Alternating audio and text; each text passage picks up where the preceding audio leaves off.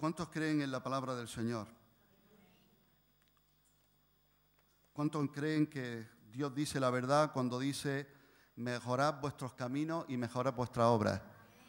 ¿Estás de acuerdo con eso que dice el Señor en su palabra? ¿Crees que podemos mejorar nuestros caminos y nuestras obras? ¿Y cuántos creen que en ese versículo podríamos meter que tenemos que mejorar en la puntualidad? ¿Cuántos lo creen? Díganme. Amén. Bien, pues vamos a ir a la palabra del Señor. Estoy compartiendo algo en las células que voy visitando y que compartí ayer en la reunión de hombres. Creo que fue una bendición. Algunos pueden decir amén, si están de acuerdo. Vale. Pues los que no vinieron se lo perdieron, algunos no pudieron, algunos no quisieron, algunos se lo perdieron. Es bueno responder cuando se convoca algo en la iglesia. ¿Cuántos dicen amén? Yo sé que vivimos unos tiempos en los que no se debe, y creo que no debe ser así, imponer nada, pero también debemos de recordar que el Hijo de Dios es obediente. Y si en pequeñas cosas como esta no somos capaces de obedecer, si se dice en la congregación, convocación, el pastor dice vamos a orar, y uno dice, bueno, yo iré si puedo, si yo lo veo, o yo, bueno, pues te digo que estás deteriorando tu carácter y estás impidiendo obstaculizando tu propio crecimiento. Aleluya. En la iglesia estamos para adorar al Señor, pero también para crecer espiritualmente. Amén. Te lo digo en el amor del Señor. Bien, voy a compartir la misma palabra porque es como un martillo, dice la palabra también que es como un martillo. Yo tengo esta palabra como un martillo. No puedo dejar de predicar en estos días, en esta semana, esto que el Señor me está hablando. Y creo que si Dios pone tanto énfasis es porque Él quiere decirnos algo muy importante. El título del mensaje es el verdadero medidor o el medidor divino. El medidor divino. Y en 2 de Corintios vamos a ir a la palabra del Señor, capítulo 13, versículo 5. El apóstol Pablo escribe a los Corintios en su segunda carta y dice: examinaos a vosotros mismos si estáis en la fe. Probaos a vosotros mismos. ¿O no os conocéis a vosotros mismos que Jesucristo está en vosotros, a menos que estéis reprobados? Que el Señor bendiga su palabra. Examinaos a vosotros mismos si estáis en la fe. ¿Cuántos creen que es de Dios examinarse y probarse? ¿Y cuántos de aquí quieren saber si están en la fe? Yo quiero saber si estoy en la fe. Hay muchas cosas en la vida que quizás no sean tan importantes, ni mucho menos trascendentales, si las sé o no las sé. Yo no me voy a ir a una eternidad sin Dios si no sé mucho de historia del arte, por ejemplo, o de historia del Imperio Romano. Pero sí me va la vida en ello saber, aleluya, si estoy en la fe. Si estoy en la fe. Ahora, el Señor nos dice, examinaos y probaos. Pero para que tal examen sea certero, es necesario tener un estándar correcto. No es sabio, decíamos ayer, juzgarnos a nosotros mismos según nuestras propias opiniones, nuestras propias ideas o la de otros. Si me juzgo a mí mismo, si me examino a mí mismo, puede ser que incluso busque, como en esos espejos de circo, espejos que si estoy un poco gordito me hagan más delgado. Si soy un poco bajito me hagan más alto. O busque poner lo que me falta o quitar lo que me sobra. Pero sabemos que esos espejos están trucados. Y te digo de parte del Señor, nuestro espejo está trucado. Nuestro espejo está trucado. Y muchas veces también guiarnos por las opiniones de los hombres La palabra del Señor nos advierte claramente que no confiemos en brazos de carne, sino que seamos de los que confían en el Señor. Maldito aquel que confía en el hombre. Y basar e hipotecar mi estima, lo que yo valgo, lo que yo soy, en lo que opinan otros, es un grave error. Entonces, el estándar más apropiado y fiable para juzgar la autenticidad de nuestra fe, ¿alguien me podría decir cuál es? La palabra de Dios. Aleluya. ¿Cuántos dan gloria por la palabra? Gracias, Señor, por tu palabra. Ese va a ser el estándar que va a juzgar la autenticidad de mi fe, y para creer en nuestra certeza de la salvación en la palabra de Dios. Hay un libro o una epístola, mejor dicho, en la Biblia que es idóneo, que es un libro que cumple el propósito de poder examinarnos y probarnos, cumple perfectamente este estándar. Y como el Señor no nos deja a la intemperie, ni nos deja en un vacío, cuando me dice examínate, pruébate, me da también los recursos y las herramientas para poder hacerlo. Y eso se encuentra en Primera de Juan. Te aconsejo que en tu casa leas y releas la epístola primera del apóstol Juan. En Primera de Juan 5, versículo 13, dice: estas cosas os he escrito a vosotros que creéis en el nombre del Hijo de Dios, para que sepáis, ¿puede repetir conmigo en voz alta? Para que sepáis que tenéis vida eterna. ¿Cuántos quieren saber de aquí que tienen vida eterna? Tú que los ves por televisión, ¿quieres saber si tienes vida eterna? ¿Quieres saber si esta noche te da un infarto, te pilla un coche o te da una embolia o cualquier cosa, si te vas a ir con el Señor? ¿Quieres saber si esta noche vas a tener que rendir cuenta a Dios cuál es tu destino eterno? Si tienes salvación o tienes perdición y condenación eterna. Pues aquí dice el Señor: estas cosas os he escrito para que sepáis que tenéis vida eterna, para que creáis en el nombre del Hijo de Dios. Cuando una mujer hace un test de embarazo, una rayita o dos rayitas, si no recuerdo mal, ¿no es así? Dos rayitas, ¿qué era? Embarazada. Fíjate tú que la vida de una persona puede cambiar por una rayita o dos rayitas. Recuerdo que en mi segunda hija, mi esposa hizo un test de embarazo, yo estaba muy ilusionado y dice: no, me he hecho la prueba y creo que salió una rayita y decía no. Digo, bueno, ya está, otra vez será. Al tiempo me dijo: no, mira que, me llamó por teléfono, ahora salen dos rayitas. Hay que ver de una rayita a dos rayitas lo que cambia todo aquí dentro. Y hay un test, hay un comprobante, que es mucho más que esto, de la eternidad. De si yo tengo vida eterna o tengo perdición. Ahora, ¿cuáles son estas cosas que el apóstol Pablo ha escrito? Estas cosas os he escrito. ¿Cuáles son esas cosas? Para que sepáis que tenéis vida eterna. ¿Cuáles son? Pues toda la carta, todo lo que dice anteriormente. Leemos los capítulos. Como no lo vamos a hacer en esta mañana, versículo por versículo, sí vamos a dar un recorrido por encima para ver cuáles son estas cosas. Y ahí vamos a ver marcas, evidencias de la conversión. Si realmente tengo vida eterna o no la tengo. Si he nacido de nuevo o no. Si Cristo está en mí y me está transformando o no. ¿Cuántos quieren saber eso en su vida? Y quiero avisarte de antemano, cuando vayamos viendo todas estas marcas, el diablo va a querer usar toda esa luz para condenarte, culparte y decir: quizás tú no eres ni cristiano, quizás tú no eres ni hijo de Dios ni hija de Dios, quizás tú no tengas salvación. El Señor reprenda al diablo, que incluso usa la palabra para venir a condenarnos.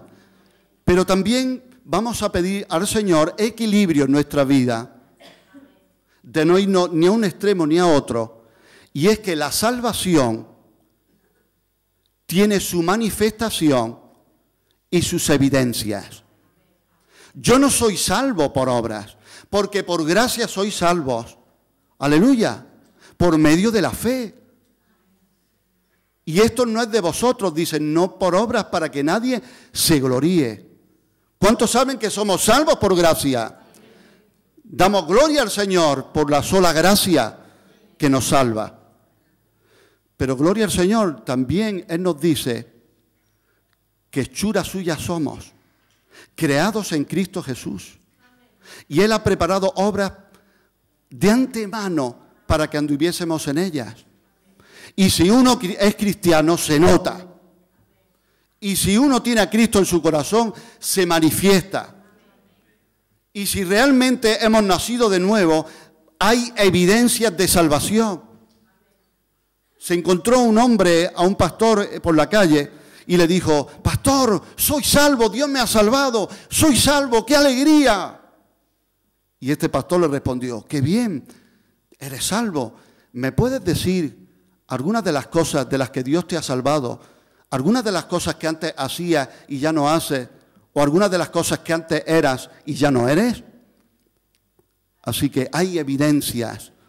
Aunque estamos en un proceso de santificación, de perfección en el Señor, de maduración, aleluya, hay marcas, hay características y rasgos que vamos a ver en esta mañana para que sepáis, para que sepamos. A ver si estoy 20 años en una iglesia oyendo el Evangelio y al final me voy al infierno.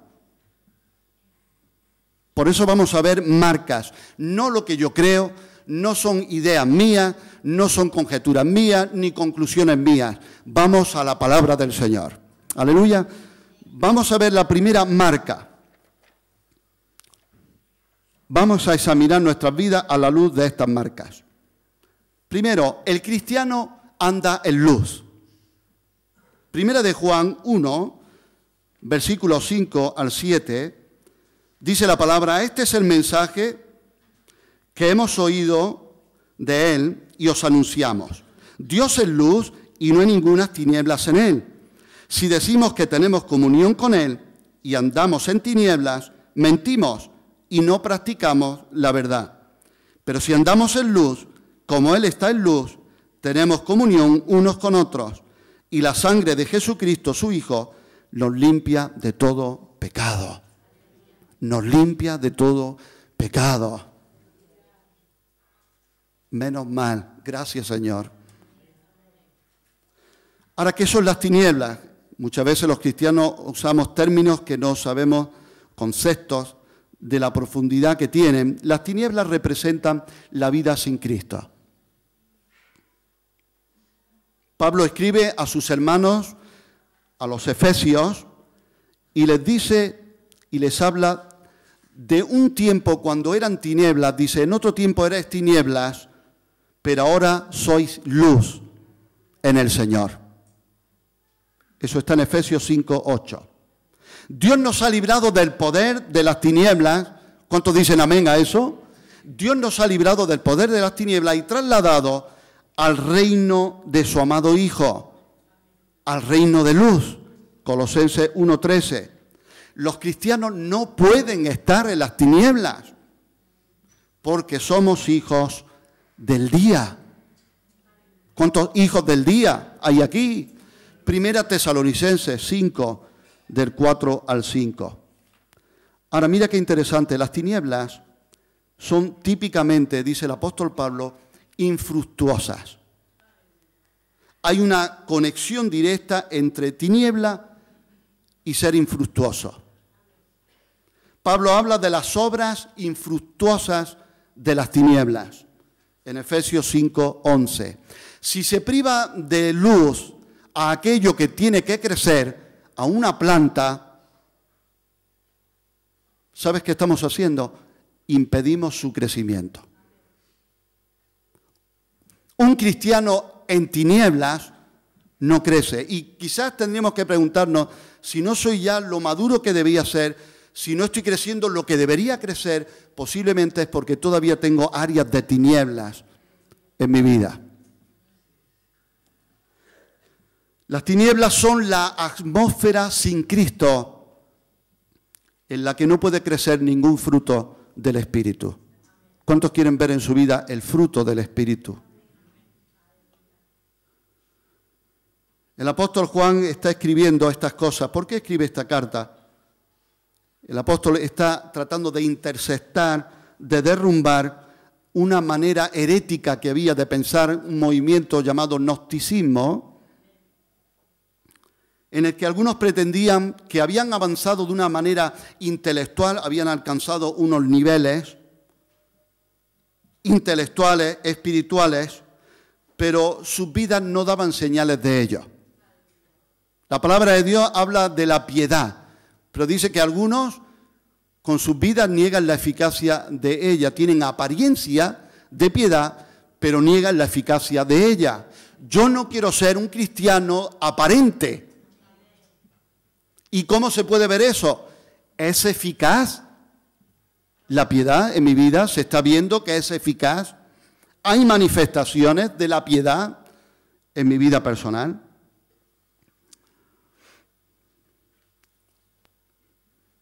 Los gnósticos tenían sus niveles, sus ideas, su ideología, su filosofía. Y esto me recuerda a algo que dijo Napoleón. Napoleón dijo en cierta ocasión que las leyes estaban hechas para las personas ordinarias, no para personas como él.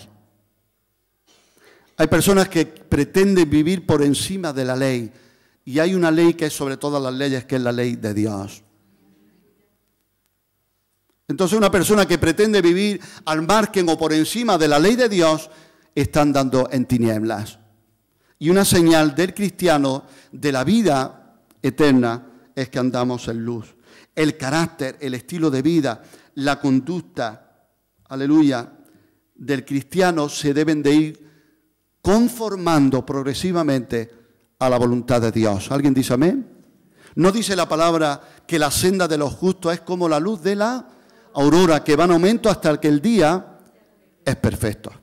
Bien, primera señal o rasgo, el cristiano anda en luz. Segundo, el cristiano es sensible al pecado que está en su propia vida y lo confiesa. Primera de Juan 1, versículos 8 y 10, vamos a estar sobre todo en esta primera carta de Juan, Primera de Juan 1, del 8 al 10, si decimos que no tenemos pecado, nos engañamos a nosotros mismos y la verdad no está en nosotros. Si confesamos nuestros pecados, Él es fiel y justo para perdonar nuestros pecados y limpiarnos de toda maldad. ¿Sabe lo que significa aquí si confesamos nuestros pecados? Él es fiel y justo. Si confesamos nuestros pecados, literalmente está diciendo, estamos de acuerdo con lo que Dios dice. Si Dios dice que es así, yo digo amén. Eso es confesar. Y justo para perdonar nuestros pecados, limpiarnos de toda maldad. Si decimos que no hemos pecado, le hacemos a Él mentiroso y su palabra no está en nosotros. El cristiano no es inmune al pecado. ¿Conoce algún cristiano que no peque? ¿Conoces? Alguno podría decir, yo. Con mucha humildad tengo que decirlo. Oye, hay una corriente por ahí también, entre comillas, evangélica, que hablan que se puede llegar a una perfección, a una santidad, ese grado de perfección, aún estando aquí en la tierra, que algún día llegaremos, antes de irnos con Él incluso aquí. Y cuentan que en cierta ocasión una persona que creía en esto, con otros hermanos, se acercó a este siervo de Dios, Charles Spurgeon, y le dijo, querido pastor, quiero decirle que he llegado a esa perfección, a esa santidad que debemos llegar los hijos de Dios. He llegado a ese nivel. Y cuentan que fue una anécdota real. Spurgeon era un hombre un poquito grande, pesado, y se fue para él y le dio un pisotón estrujando bien el pie, y este hermano empezó a soltar cosas por la boca, y el pastor le miró y le dijo, no has llegado, todavía no. Cuidado con una espiritualidad que no es la espiritualidad. ¿Cuántos han sido redimidos aquí? Digan amén. ¿Cuántos están siendo santificados ahora? Durante toda su vida van a estar siendo santificados, digan amén. Pero un día seremos glorificados. Y ahí es donde realmente el pecado, aleluya, no nos va a molestar, ni vamos a molestar, no habrá llanto, ni tristeza, ni dolor. Déjame decirte, en el cielo, cuando Pacha compartió el otro día del infierno, le dije yo, voy a tener yo que compartir del cielo la próxima vez. En el cielo dicen los teólogos que simplemente por las cosas que allí no habrá, ya merece la pena estar. Imagínate por lo que sí habrá. Aleluya. Y allí no habrá ni llanto, ni tristeza, ni dolor, gloria a Dios, ni pecado. Ni pecado. Decía mi pastor hace mucho tiempo, en las calles de oro, imagínate un ladrón allí. Allí no puede entrar. Allí no puede entrar. El cristiano no es inmune al pecado, pero lo rechaza y lucha contra ello. Su vida es marcada por arrepentimiento, confesión, santificación progresiva. La palabra del Señor dice que el que confiesa sus pecados y se aparta alcanzará misericordia, pero el que encubre no prosperará. Dijo un siervo de Dios una frase que he anotado aquí. Las ovejas pueden caer en el lodo, pero solo los cerdos se revuelcan en él. ¿Y esto de qué nos habla? En las cartas de Juan, en esta primera epístola, observarás que hay una palabra que se repite varias veces en varios versículos y es práctica, práctica. El que practica, el que practica. Primera de Juan 3:8 dice, el que practica el pecado es del diablo. Otra traducción dice, el que peca habitualmente es del diablo. Entonces, el cristiano, el que ha nacido de nuevo, ¿puede caer? ¿Puede fallar? Sí, pero no practica el pecado. ¡Aleluya! No peca habitualmente. Ahora bien, yo como pienso a veces demasiado, digo, bueno, Señor, y tú dices el que practica, pero ¿cuándo es el momento o llega el punto en el que el pecado se convierte en una práctica? En el que mi pecado se convierte en un hábito. Porque alguno podría decir, bueno, yo puedo caer, pero no practico el pecado. ¿Cuándo realmente es una práctica? A veces he hablado con personas que tenían problemas con el alcohol y digo, tú tienes problemas con el alcohol y esperando que sea él el que lo pueda reconocer. Me dice, no, yo me tomo una cervecilla comiendo, ya está. Entonces nuestros filtros están rotos. Cada uno va a decir que la práctica del pecado cuando llega a 20, otros cuando llega a 60, cuando llegan, ahí ya entramos, ¿verdad?, en las conciencias. Y el Señor me dio un versículo tremendo para esto. Una palabra que es una oración tremenda para esto, para poder librarnos del autoengaño. ¿Cuántos pueden decir, me he autoengañado muchas veces? Pues mira lo que dice en el Salmo 19, versículo 2, lo que dice el salmista.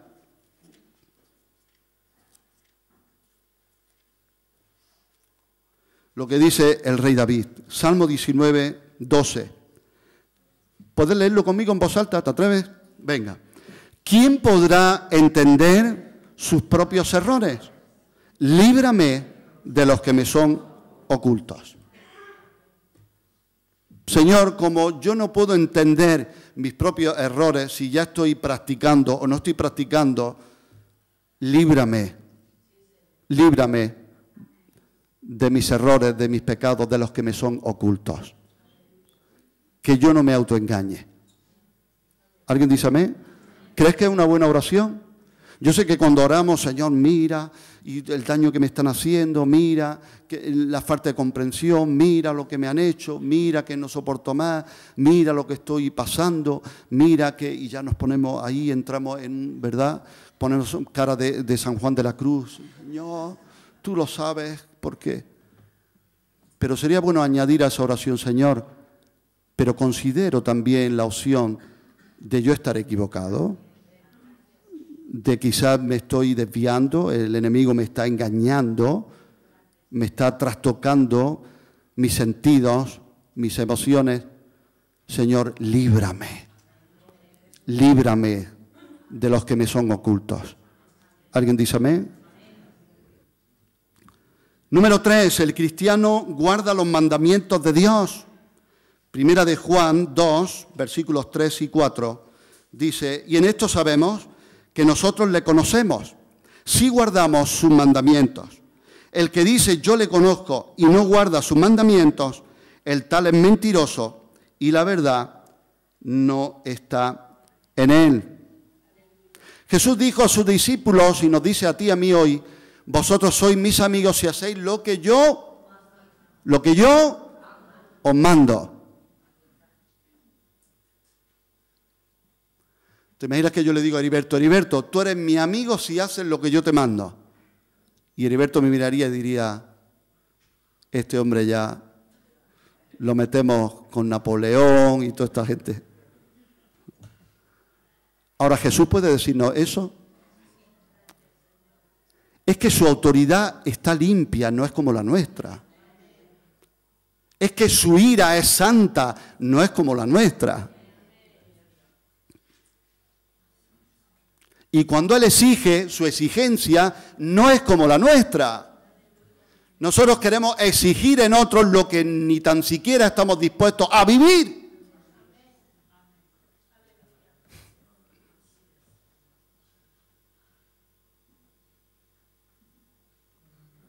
El mundo griego decía conocer a Dios de una forma intelectual. Hay gente que sabe, lee la Biblia. Y también decían conocer a Dios de una forma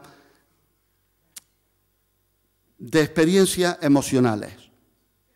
Hay personas que saben cosas de Dios o han experimentado experiencias emocionales y por eso creen que pueden decir yo conozco a Dios. Porque he ido a estudios bíblicos, porque he escuchado muy buenos sermones, porque un día oraron por mí y me caí al suelo, porque un día sentí algo muy fuerte y me hinché de llorar. Pero eso no garantiza que yo le conozca. Por eso el apóstol Juan da en el punto exacto, da la clave para saber si le conocemos. ¿Y sabes cuál es? La obediencia. Si guardáis mis mandamientos, yo le conozco. Aleluya. Si guardan mis mandamientos, dice el Señor. Entonces la mejor manera de mostrar que le conocemos es obedeciéndole. ¿Cuántos hijos obedientes hay aquí? Obediencia, obediencia. Número 4. El cristiano busca andar como Jesús anduvo.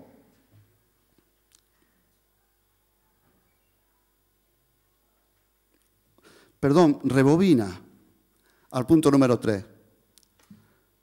Conocer a Dios es obedecerle. Mira, te voy a decir algo. El mismo anticristo ofrecerá experiencias y hará prodigios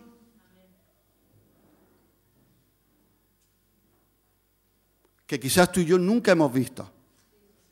Pero lo que nunca podrá hacer el anticristo es obedecer al Señor ni su palabra.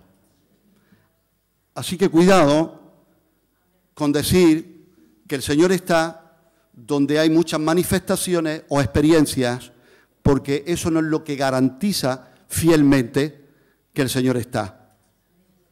El Señor tiene que ser levantado, su palabra tiene que ser predicada, y ahí es donde tenemos la seguridad.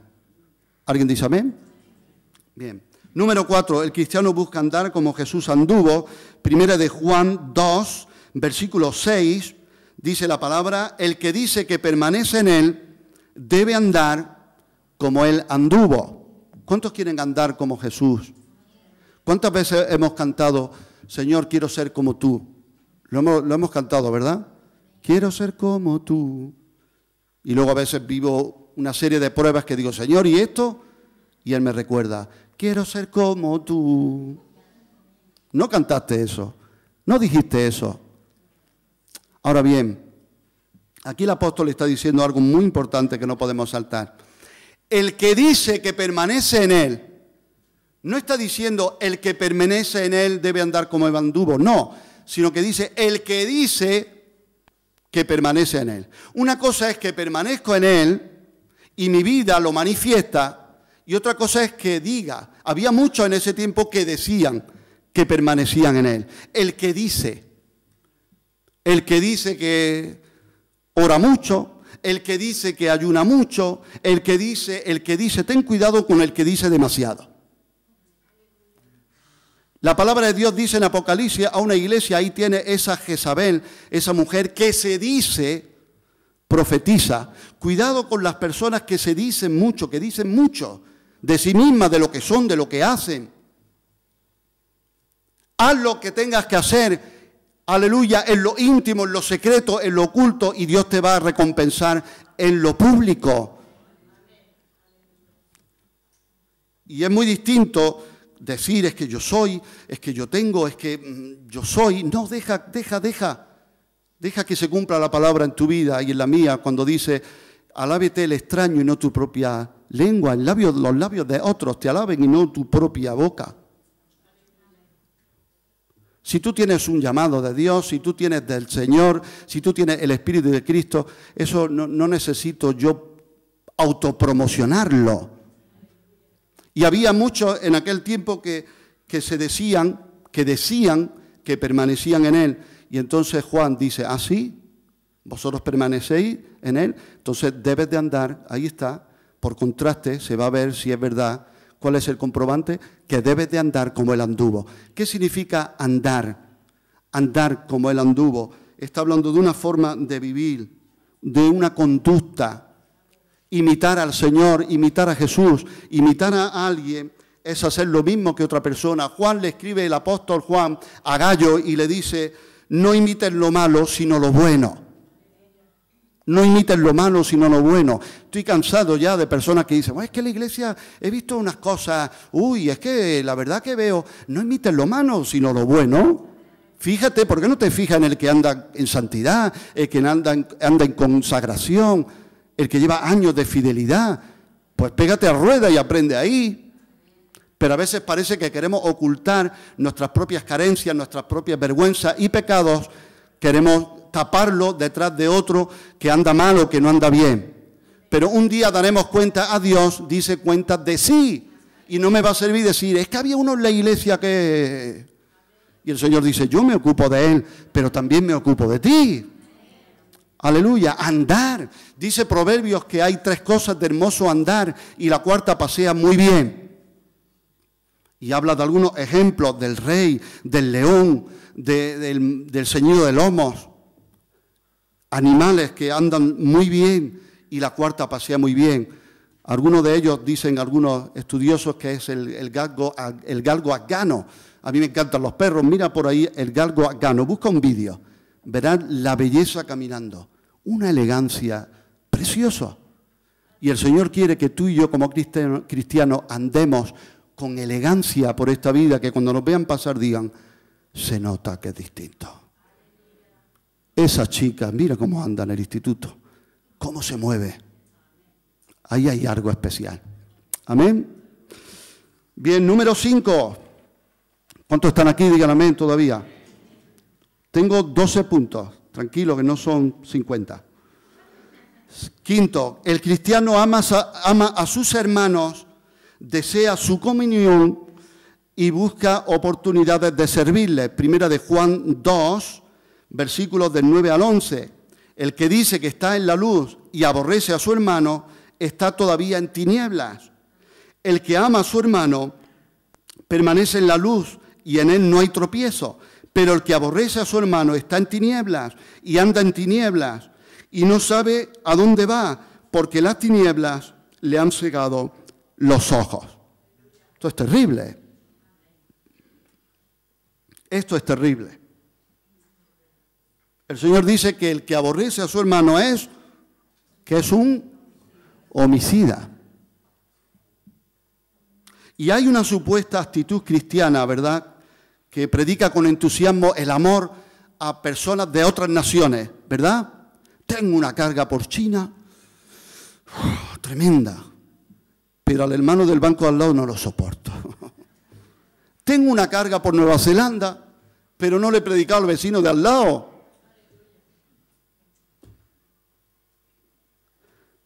Cuánta contradicción a veces, ¿verdad?, en nuestras vidas. Ahora, ¿cómo consideramos a nuestro hermano? Sería una buena pregunta. Podemos considerarlo como prescindible. ¿Qué significa prescindible? Pues yo hago mis planes sin incluirle nunca. Esa persona jamás pensaré que entre en mis planes. Segundo, puedo considerarlo con desprecio. Lo trato como inferior a mí, como si fueran castas, ¿no?, las famosas castas. Lo considero como un fastidio, sin saber que yo fastidio a otros. Si supiéramos a veces que el Señor nos está pidiendo que soportemos a esa persona como otros nos están soportando a nosotros, se nos bajaría un poquito. Pero ¿tú crees que es posible? ¿Tú te das cuenta de lo que...? Claro que me di cuenta. Porque otros te soportan a ti o a mí de la misma manera. Y dice la palabra del Señor que de la misma manera que fuisteis perdonados, que perdonemos. ¿Considero a mi hermano como un enemigo? ¿Cuándo puedo considerar a mi hermano como un enemigo? Cuando hay competencia aquí dentro, cuando me siento amenazado, mi reino, entonces lo veo como mi enemigo. Si entiendo que el reino es de Dios. Al rey David le dijeron, viene a Absalón, te quita el reino. Sus generales dispuestos, sus soldados con la espada, le cortamos la cabeza y el otro tirándole piedras y metiéndose con David y burlándose. Y David, la reacción es tremenda. Dice, déjalo que tire piedras, que me insulte. Quizás Dios se lo está permitiendo. Él consideraba la opción de que Dios le estaba tratando a él cosas en su carácter. Pero él entendía que si el Señor lo había puesto como rey, si el reino era de Dios, no tenía que defenderlo a él. Y salió de Jerusalén, se fue. Pero lo que sí sé es que Absalón acabó colgado en un árbol de los pelos y el rey David volvió a su lugar. Así que Dios nos dé entendimiento que el reino es de Dios, no reinos dentro del reino. O puedo considerarlo como a un hermano, sus necesidades, sus intereses, como si fueran nuestros. Y querido hermano, alguno pues, quizás está pensando, amén, ya era hora de que lo dijera eso bien clarico. Pero esto es mutuo. Y por favor, dice la palabra que el que quiera amigo ha de mostrarse amigo. Y nos dice que también que lo que sembramos, eso recogemos. Si siembro ajos, no puedo esperar brevas. Amén. Bien, seguimos. Número 6. El cristiano crece en su desprecio y rechazo al mundo. Primera de Juan 2, versículos 15 al 17. ¿Cuántos quieren saber si tienen vida eterna? Estas cosas os he escrito para que sepáis. Vamos a saber si tengo vida eterna. Bien, 1 Juan 2, del 15 al 17, dice, no améis al mundo ni las cosas que están en el mundo. Si alguno ama al mundo, el amor del Padre no está en él. Porque todo lo que hay en el mundo, los deseos de la carne, los deseos de los ojos y la vanagloria de la vida, no proviene del Padre, sino del mundo. Y el mundo pasa y sus deseos, pero el que hace la voluntad de Dios permanece para siempre. ¿Cuántos dan gloria a Dios? Hay dos versículos que me resaltan ahora, que recuerdo, que dicen que permanece para siempre. Y es la palabra, que cielo y tierra pasarán, pero su palabra no pasará. Su palabra permanece para siempre y también el que hace su voluntad. Y esto ya lo estuvimos viendo el domingo pasado. El que quiera ver este punto desarrollado, recordáis, el mundo se refiere al sistema, las ideas, actitudes de un mundo una sociedad sin Dios que no quiere tener en cuenta a Dios. Eso lo vimos el domingo pasado, así que pasamos al punto número 7. El cristiano persevera en las enseñanzas y prácticas de la fe dadas por Cristo y sus apóstoles. Primera de Juan 2:24 dice: lo que habéis oído desde el principio permanezca en vosotros. Si lo que habéis oído desde el principio permanece en vosotros, también vosotros permaneceréis en el Hijo y en el Padre. ¿Qué es lo que habían oído desde el principio? ¿Qué es lo que el apóstol Juan le está diciendo a los cristianos que han oído desde el principio? Pues lo que habían oído desde el principio era la predicación apostólica sobre la persona y la obra de Jesucristo. Sobre la persona y la obra de Jesucristo. El Evangelio eterno, Apocalipsis 14, versículo 6. Por tanto, eso es algo que no se puede tocar ni debe cambiar. Aleluya. Amén. ¿Está de acuerdo? ¿Qué le dice Pablo a Timoteo? Primera de Timoteo 4:16. Ten cuidado de ti mismo y de la doctrina. Persiste en ello, porque haciendo esto te salvará a ti mismo y a los que te oyeren. Amén. Número 8. El cristiano practica la justicia. Primera de Juan 2:29, dice la palabra: si sabéis que Él es justo, sabed también que todo el que hace justicia es nacido de Él. Los gnósticos herejes pensaban que eran justos por tener el espíritu iluminado por la gnosis. Ellos pensaban que tenían una luz especial. Déjame decirte, no hay una luz especial para nadie de los que estamos aquí. ¿Sabes por qué? Porque ninguno de los que estamos aquí es especial. Ni tienes un llamado especial. Aquí el especial es Jesucristo. Y la palabra del Señor dice: la unción del Santo está en vosotros. ¿A quién le dice eso? ¿A un grupo selecto?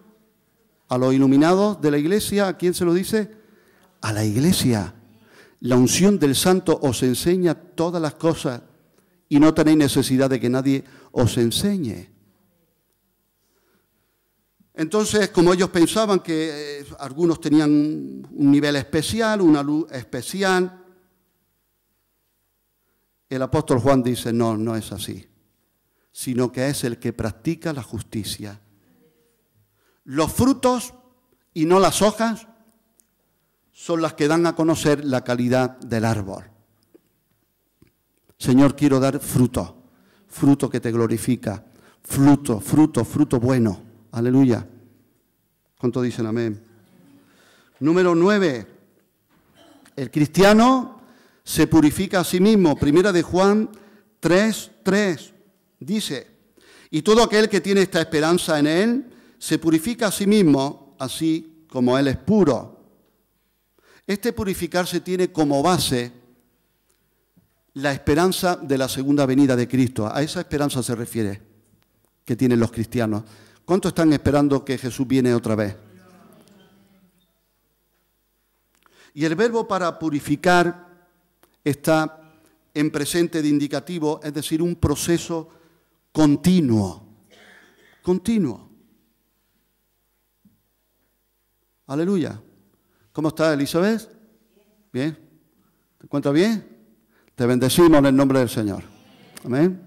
Si necesita algo, aleluya. Bendice a nuestra hermana, Señor. Su salud, su vida y a todos los que estamos aquí. Amén. El cristiano se purifica a sí mismo porque tiene esa esperanza. Esto nos recuerda a las purificaciones legales que hacían los sacerdotes cuando iban a ministrar en el tabernáculo o en el templo. Ayer decíamos que podíamos imaginar que cada vez que vamos a entrar por la puerta, a los de la alabanza, al que presenta, al que predica, ¿no? Pues nos tuviéramos que lavar ahí con el rito, el agua ceremonial, la sangre en la oreja y mucha serie de cosas. Nosotros no vamos a hacer eso ahora. Pero sí podemos decir antes de entrar por ahí: Señor, me arrepiento, purifícame, que lo que yo ofrezca sea una ofrenda que te agrade, que no sea fuego extraño, porque no quiero caer muerto. Y Dios dice en su palabra también que si va a traer la ofrenda y sabes que un hermano tiene algo contra ti, deja la ofrenda, no traiga ofrenda. El primer asesinato que vemos en la Biblia fue por una cuestión de ofrenda, que Dios aceptó a una ofrenda y a una persona y desechó a la otra. Señor, que la ofrenda que yo pueda traer te sea de un olor fragante, que te agrade. Y para eso tengo que estar siendo purificado por Él, purificado por Él.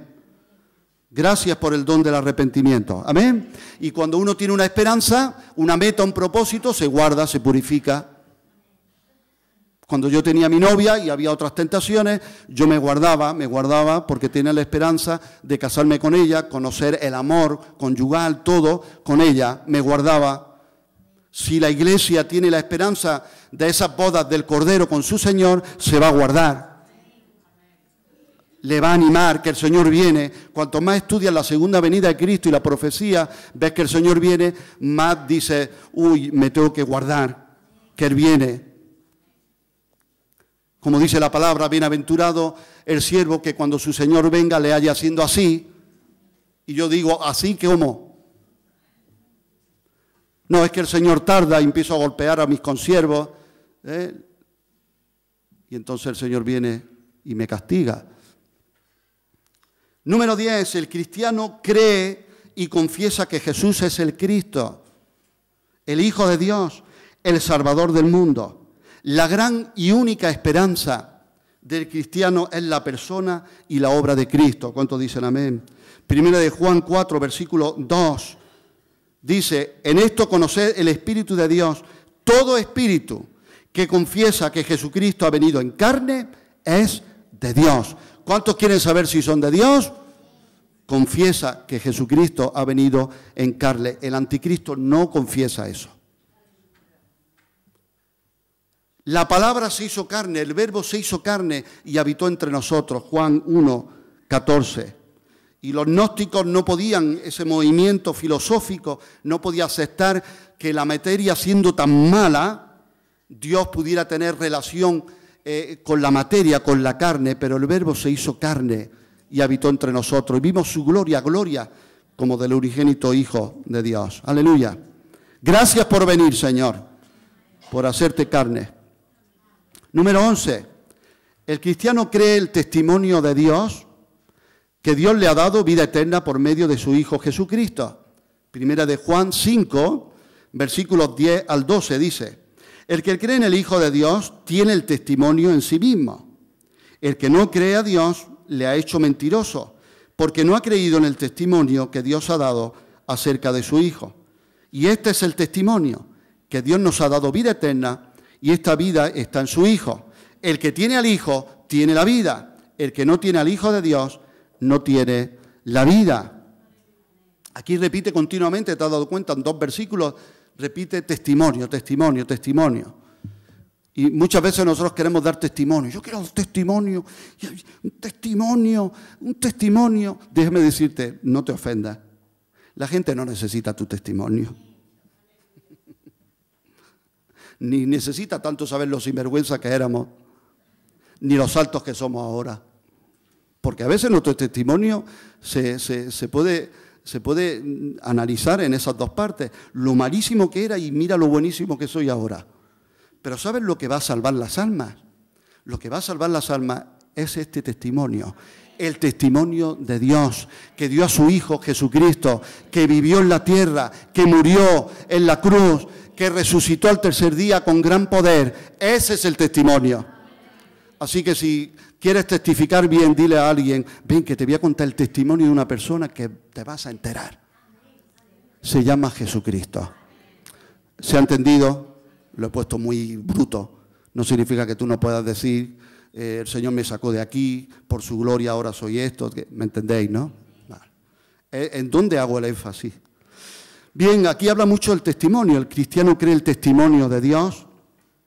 Un testimonio aceptable en el Antiguo Testamento, cuando había una ofensa, había un pecado, había un delito que había que tratar, no se contaba como válido el testimonio de una sola persona. Yo no podía decir, pues que Esther me ha... No. Ahora, si yo iba con 2, 3 testigos, que Esther, esto, entonces ya sí cobraba validez y se hacía caso a ese testimonio. Y la palabra del Señor dice que si recibimos el testimonio de los hombres, ¿cómo no vamos a recibir el testimonio de Dios, que es mayor? Él da testimonio. 3 son los que dan testimonio en el cielo. Aleluya. Y el Padre ha dado testimonio del Hijo, el Hijo del Padre, y el Espíritu Santo corrobora todo eso. Ahí hay más de un testigo. Así que su testimonio es verdadero, el testimonio de Jesús. ¿Alguien dice amén?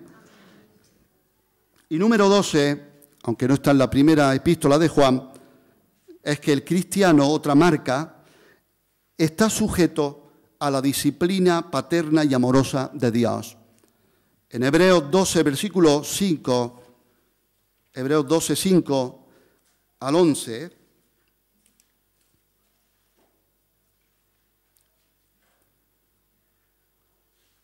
dice así: ¿y habéis ya olvidado la exhortación que como a hijos se os dirige, diciendo: Hijo mío, no menospreciéis la disciplina del Señor, no desmayes cuando eres reprendido por Él, porque el Señor al que ama disciplina? ¿Cuántos saben aquí que el Señor le ama? ¿Y a cuántos de aquí el Señor le ha disciplinado ya? Y azota a todo el que recibe por hijo. Si soportáis la disciplina, Dios os trata como a hijos. Porque ¿qué hijo es aquel a quien el Padre no disciplina? Pero si se os deja sin disciplina, de la cual todos han sido participantes, entonces sois bastardos y no hijos. Por otra parte, tuvimos a nuestros padres terrenales que nos disciplinaban y los venerábamos. ¿Por qué no obedeceremos mucho mejor al Padre de los Espíritus y viviremos? Y aquellos, ciertamente, por pocos días nos disciplinaban como a ellos les parecía, pero para lo que nos es provechoso, para que participemos de su santidad. Es verdad que ninguna disciplina al presente parece ser causa de gozo, sino de tristeza, pero después da fruto apacible de justicia a los que en ella han sido ejercitados. Dios no permite que sus hijos continúen en una inmadurez caprichosa. ¿Cuántos quieren ser maduros? Señor, yo quiero ser un hijo tuyo maduro, una hija, una cristiana, un cristiano maduro.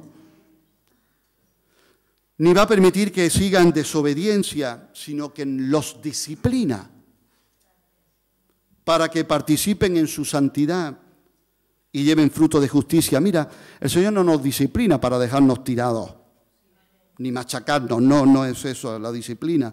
La disciplina es para que podamos participar de su santidad y para que llevemos fruto de justicia. Esta es una de las marcas más significativas de la verdadera conversión. Aleluya. Señor, quiero ser un hijo que se deja tratar por ti.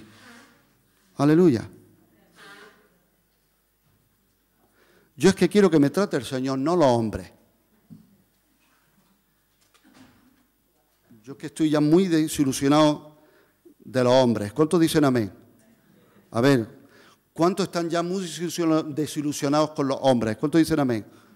Yo digo amén. ¿Tú no dices amén bien fuerte? Bueno, pues podemos decir entonces: Señor, trátame tú. ¿Qué te parece? ¿Estás desilusionado con el Señor? Señor, trátame tú, disciplíname tú, perfeccióname, santifícame tú. Si soy tu hijo, disciplíname tú, trátame, Señor, como mi Padre que eres. ¿Qué te parece? Aleluya. Bien, damos gracias al Señor por su palabra. El apóstol Juan escribió, y lo dice ahí: estas cosas os he escrito. Y dice un propósito, un para qué. Para que sepáis que tenéis vida eterna. Entonces, a ver, no cuántos años llevo en la iglesia, no si mis mejores amigos son de la iglesia, no si una vez caí y me dieron una palabra, no, olvídate de eso. No si he predicado muy bien, si he cantado muy bien. si el mes pasado tuve una entrega maravillosa. No, no es eso. Estas marcas hablan para que yo sepa que tengo vida eterna. Aleluya. Eterno Padre, te damos gracias, Señor, por tu palabra. Gracias por la vida eterna. Gracias que como hijos a un Padre perfecto que eres tú, podemos dirigirnos hoy como hijos a Padre. Gracias que tu siervo Juan escribía y decía, hijitos. Gracias, Señor, por cómo nos tratas con tanto cariño, Señor, sin merecer nada. Gracias, Señor, que la base y el fundamento de nuestra eternidad, de nuestra vida, Señor, no se basa en nosotros mismos, sino en lo que tú has hecho por nosotros. Gracias te damos por tu obra en la cruz, Señor. Y en esta mañana te damos gracias por tu palabra. Tú dices, examinaos, a ver si estamos en la fe, probaos a vosotros mismos. Señor, queremos probarnos y examinarnos con tu estándar, con tu palabra. Señor, ayúdanos, líbranos del autoengaño. Líbranos, Señor, también de las opiniones de los demás que nos hacen mal, que nos pueden subir desmedidamente o nos pueden tirar al fango. Señor, líbranos. Queremos saber tu opinión, queremos saber lo que tú dices en tu palabra acerca de nosotros. Queremos comprobar. Por favor, Espíritu Santo, revélanos a todos los que estamos aquí en nuestra casa, en nuestro hogar, podamos al leer tu palabra recibir los fogonazos de tu luz. Señor, que podamos entender realmente si hay una vida eterna, si hay un nuevo nacimiento, si realmente es el Espíritu de Cristo, del Cordero, el que está actuando en nosotros o es otro. Sí, Señor, no queremos permanecer en ignorancia y queremos terminar orando esta oración preciosa de tu siervo David. ¿Quién podrá entender sus propios errores? ¿Quién? Líbrame, Señor, líbrame de los que me son ocultos. En el nombre de Jesús. Amén.